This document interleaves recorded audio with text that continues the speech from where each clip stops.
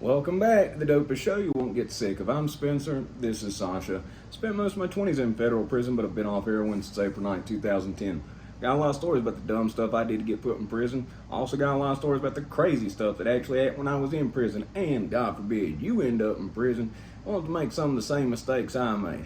There was one guy that the drug dealers, feared. And I accidentally ended up in a room with this guy when I was loaded, just re-upped. And I can't lie, man, I was a little bit nervous. Like, this was back before, I did jujitsu, judo, any of that stuff.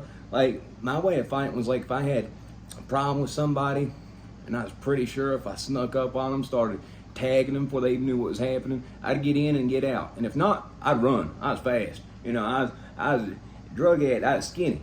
I'd get away from you if I couldn't get you. But that was my thing. If I was going to get you, I was going to sneak up on you. I was dirty. And, that's how it had to be.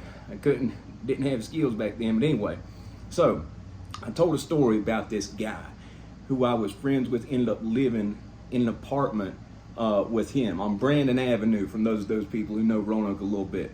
There's I think it's Brandon Villages. Now, his mom's rich, owns a realty company, but every like 5 or 6 years she goes manic. And she started, buying stuff from me. Now, not advocating this stuff. Lost my 20s in federal prison, but this is an interesting story. I tell stories from my life, and, just different random stuff makes me think of this. I hadn't even thought about this dude in a good minute, but something on TV made me think about it. And it's me, the guy whose mom owns this big realty company but goes manic.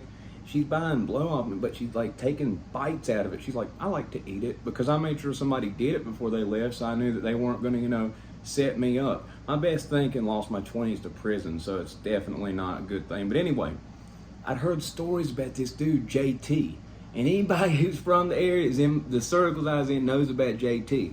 If you're watching this and, you were a dealer, you probably heard about JT. JT was a cool dude. Ended up being, I'll tell about it. So anyway, I'm at that apartment.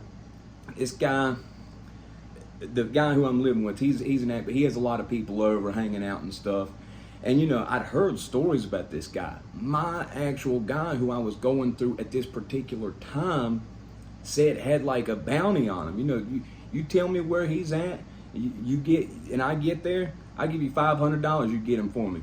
The guy I was going through was a former college football player from West Virginia, about 6'3", 350, a giant man, and he despised this guy. He'd gotten him twice, two different people. And then there was a couple other situations. Not going to tell every one of the robberies, but I'm going to tell about one of them. So he's a cool guy. He's in the mix. He's doing stuff, middleman and stuff, getting a little bit of money. But he was known, to be a fighter. He'd fight you quick, and he could fight. He was not a big guy. I mean, when people get in addiction, they get to where they're pretty much, they lose some weight. But even, as an addict, he's probably about 5'10", 5'11", 175 pounds, but had a lanky build, like a fighter's build. Like if he trained, been into it.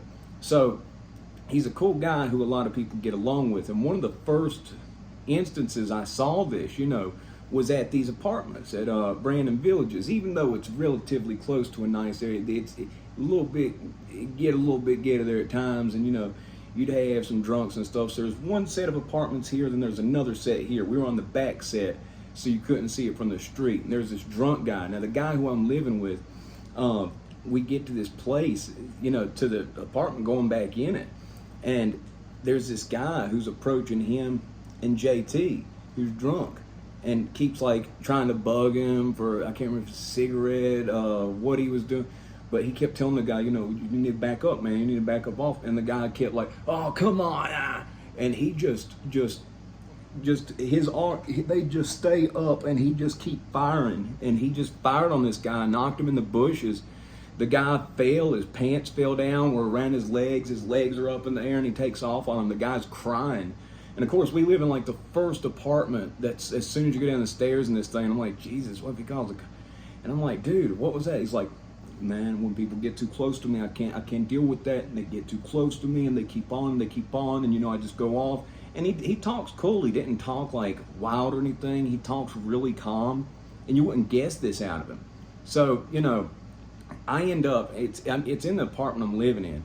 I get over to there one day and I just gotten more, a bunch. Now, I'm like trying to figure out, I'm like, oh, who's that over there? Just because there's new people in there. And they're like, that's JT. And I'm like, JT Malone? And they're like, yeah. I'm like, oh, shoot. I can't lie, I was a little bit nervous. I was like, I just got more, and I done heard this guy's robbing. He wasn't robbing, little guy. Like, I was skinny, I was scrawny then. He's robbing people that were stout. And I'm gonna tell the story of somebody who was stout, known to get in some fights, that he robbed here in a minute. It was a pretty epic one. That was the one that really got his name spread around about people looking for him. He had a lot of people looking for him. Man, he'd hit people. So I called him over. I was like, hey man, I said, I'm Spencer. He's like, yeah, I've heard all about you. I said, I heard all about you too. You're a wild dude. And I gave him some for free. I ain't gonna lie. And he never asked me for anything once, ever. But I made sure, and it wasn't nothing special. It wasn't nothing crazy. About 20 bucks would just do a few if I was going to do a few too. And every time I saw him, I hit him off with that, so that way I didn't have to worry about him maybe trying to rob me one day. He robbed a guy who he was friends with before, and that was one of the ones that was getting it from the same guy who I was getting it from. He's on another side of town. I'd heard about that. Beat him up, made him cry, and told him, I'm gonna get you if you don't tell me where it's at. And that was in one of the times. But so the time that it happened, that everything got orchestrated, it was through this fella who we knew. From my recollection of it, there's this Asian fella who's a skater that was known to fight himself. He was known to fight. He beat the crap out of this big old Bosnian dude in this park, this Garce Mill Park.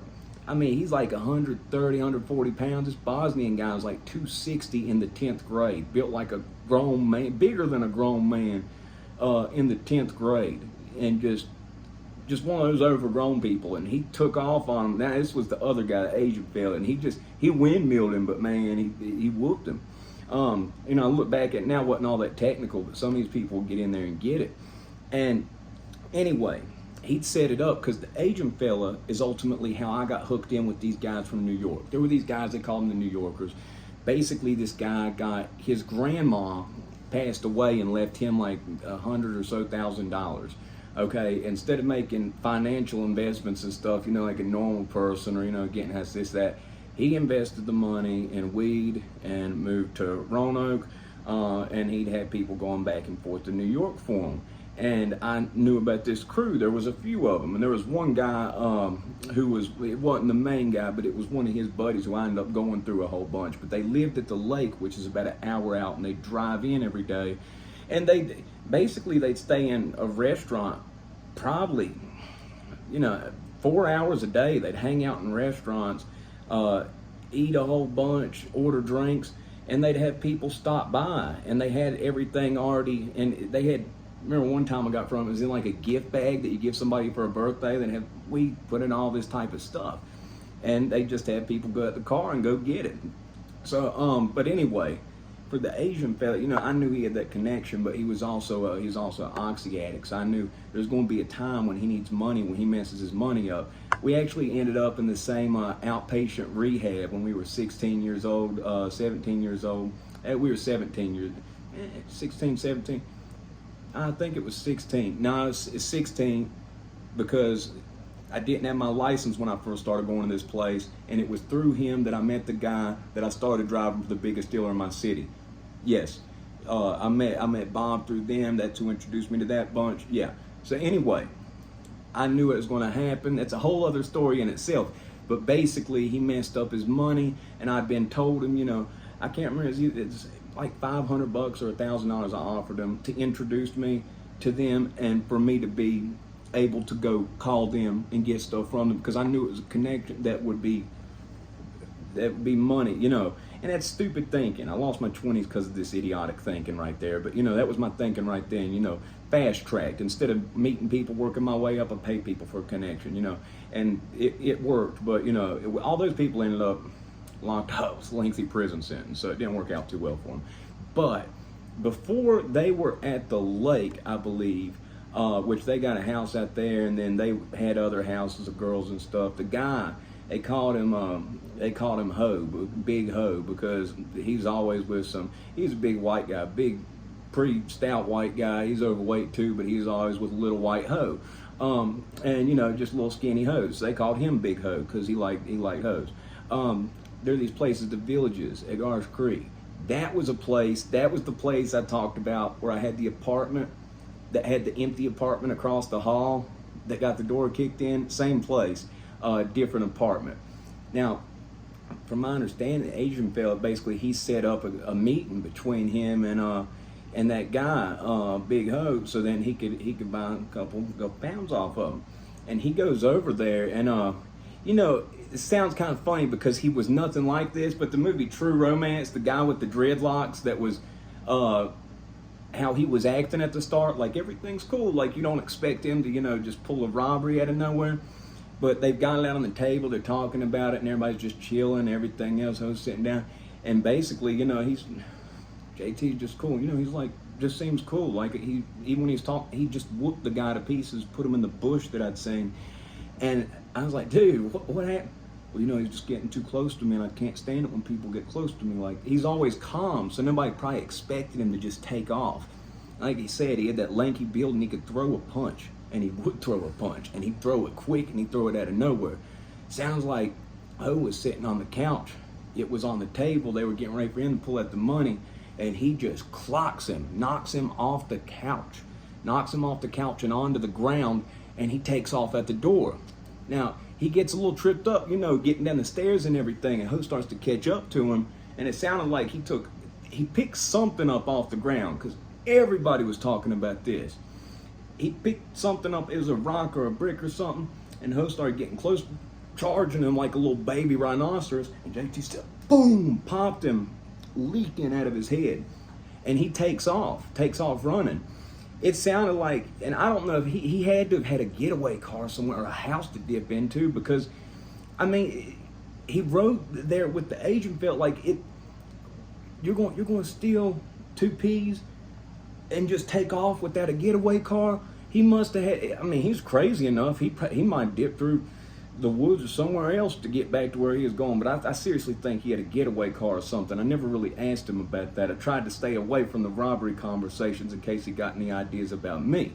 So it sounded like the guy, Big Ho, the guy who was the head of the whole New Yorkers organization, was walking up and down between the apartments, up all through these places. Section 8 houses, but it's nicer. It's nicer. It's not, you know, technically, you know, it's like the projects of the county, but I mean, it's not bad like that. Like, it's not. I can't say it's like ghetto or nothing like that, but it is Section 8. So, you know, there's some stuff goes on and everything else. I mean, I lived there for a good bit, but it wasn't bad like that. I've been in bad places that wasn't bad. But it sounds like he's walking up and down all through there with like leaking out of his face. Where's he at? And you know, I heard a bunch of people, you know, who were his friends, like, he's lucky, that boy JT's lucky he didn't catch him. He was mad, he was going to go after him, looking for him. And I'm like, well, I mean, he got cracked in his own apartment, and then he got cracked chasing after him, and they're making it sound like he was the tough guy, probably because everybody sucked up and kissed up to him. But I was like, this dude just, he got a sack on him. This giant dude who's known to be a fighter, and he was known to be a fighter. JT's known to be a fighter a little bit more, though. I think JT knew he was smaller. He probably would have got him in a one-on-one. He cracks it, and they're talking about, they're lucky he didn't get a hold of him, and I'm thinking, shoot, I don't know what would have happened there, but that was one of the times that it happened. He was in this apartment a whole bunch that I was staying at, and you know, and it's kind of funny because the guy who I was going through at the time had like a bounty out on him, like had a bounty, you know, $500,000, you know, if you could get him, you know. That was the second. There's more stories with that. He got him a couple times, but he's gotten 3 separate people that were not just like low-level people. They were like it. They were like the people where I'm from. I'm not talking about, you know, petty stuff. I'm talking about these people, you know, in order to come see these people, you know, you gotta have a couple thousand. That's like the least they do. Each of these people that I'm talking about that he got. And somehow, it's what's so crazy though. Like, to even get a meeting with these people is not easy. I know. It took me getting meetings with these people, but somehow he finagled and worked it out to where he got in the same room and he got a chance and he'd smash somebody and take off with it, you know, or he'd strong arm it, you know. But he was known for that. Anybody who's through here knows about him. Some people probably get mad about me just talking about this in a laughy face, because they'll probably get mad just thinking back about it. You know, if he's out right now, I don't talk to people that put me at risk, because, you know, I'm been off heroin since April 9, 2010. But, you know, I'm an addict. I can't be around people that are in active addiction. But, you know, end up seeing he's doing good and, you know, holler at him. It'd be somebody to tell some stories, man, because that's the stories, you know, I'd heard of before. You know, I'm sure he got a whole lot more than that. This dude was wild. And he was just this calm. And he was actually ended up becoming a really good friend of mine. Like, he was in an apartment. And because I always did him good every time I saw him, broke him off just a little something every time I saw him, he had like this loyalty to me. I think he was one of those people that was like, had a lot of things happen to him where he felt like he was a throwaway, so he was going to, you know, he was going to get back and, you know, do his thing like that. You know what I mean? But, yeah, unlikely friend, became friends with him. But back then, you know, he had that reputation. When I got back in that building, I had what I had on me, and I said, oh, Lord, this dude, the dude I done heard everything about, he knows what I got on me. Might not be a good night, so, you know, broke some out with him. But like I said, my best thinking got me to lose my 20s to federal prison, you know. Just got off probation like last month. April 9th, 2010 is the last time I got in trouble. And I stayed on probation till just last month. It still doesn't seem like I'm off of it. Like, part of me is like, are they tricking me, want me to go out of state and catch me or something? Like, just being out of state when I'm not allowed to be? But no, I got the letter and everything else, so it sounds like it, but still hard to believe. But I got more stories about this dude specifically. You know, he was a dude, he had a reputation for that. I've also got stories about somebody else. Back when I was doing it, see, there was a big thing that would happen. You'd have people that were like mid to higher level dealers, and they'd end up trying something, getting addicted to it, like they'd smoke rock, and then they'd rip everybody off in the town. There was one guy who was like, when I was dealing, he was like my number one guy. I mean, getting rid of a lot. And then he just quit getting as much. And I'm like, kept calling him like, you know, what's up? And then I ended up making a delivery to somebody who I knew who sold rock, and I saw him at the house, and I was like, oh, Lord, it made sense. And next thing I knew, he probably robbed people for $40,000 in like a 2-month period. All the people that used to come to him and trust him with their money to front it to him, he'd be like, yeah, I'll be right back. Took off on all these people. He had like a Jufro, but then he put it in dreads. Well, once he started robbing people, after he robbed people after 2 months, you know, he came and get something off me one time, you know, make sure he had money, wasn't going to dip out on him. He buzzed his hair down, was unrecognizable. Yeah, he needed this guy. This guy did. He wasn't known as a fighter. Max, there's some wild stuff with him. But that's another story I'll tell another time. But JT, he was known to get it, you know.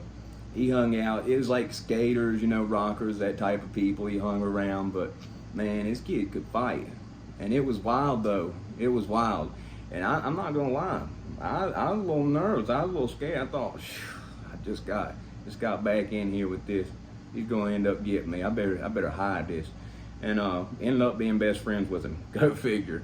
I think he really respected it. You know, I did treat him right, and we did end up becoming really good friends. But I think, you know, the people that kind of like look down on people and stuff like that, he didn't like that. And a lot of these guys who were the upper kingpins and stuff like that, he didn't like some of their attitudes. So he took it personal. Then he took what they had from him. So don't do what I did. Spend your 20s in federal prison. But this is an interesting story about an interesting person. I got more about him. I just saw something that reminded me of him. Hadn't even thought about it in a good minute, you know, seen something on TV about a similar situation that was very similar, that just like, yeah, that one time JT, yeah. But anyway, if you like the video, press the like button. If not, it's 19 minutes and 45 seconds of your life, in which you'll never get back. I hope you liked it though.